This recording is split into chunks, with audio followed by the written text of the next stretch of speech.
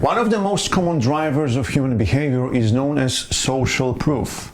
Social proof is simply this: if everyone else is doing it, we assume it is the right thing to do.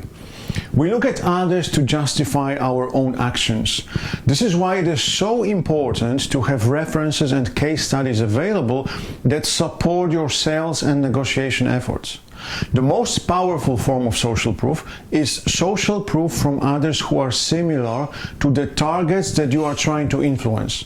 For instance, if you are trying to convince a small business owner to buy your groundbreaking solution, the strongest form of social proof will be to cite an example of another small business owner who has already implemented your solution and has been benefiting from it. If you are buying a product, service, or solution, you can use this principle by indicating to your supplier or a potential supplier that the terms that you are requesting are the same terms with which all of your suppliers comply, which would indicate to them that this is a generally accepted practice by everyone else, by other suppliers. So you can say, Mr. Supplier, all our suppliers accept 30-day payment terms, so let's focus on finalizing the contract terms. All sorts of disruptive movements are fueled by social proof.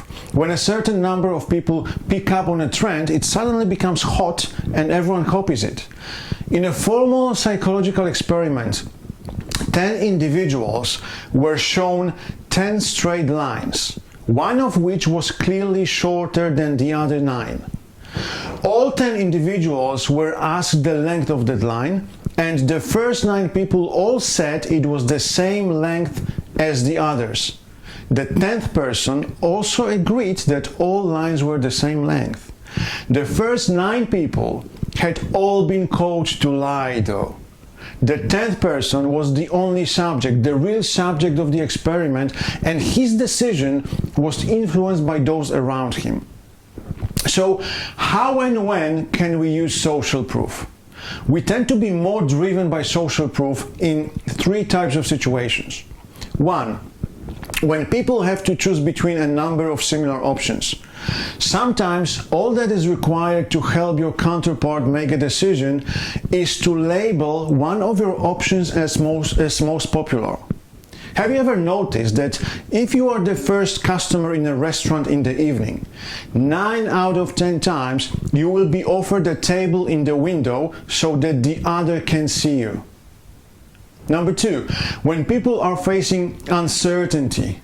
This is a very powerful principle because it reduces uncertainty about what's right. If we don't know what to do, our most common response is do what everyone else is doing.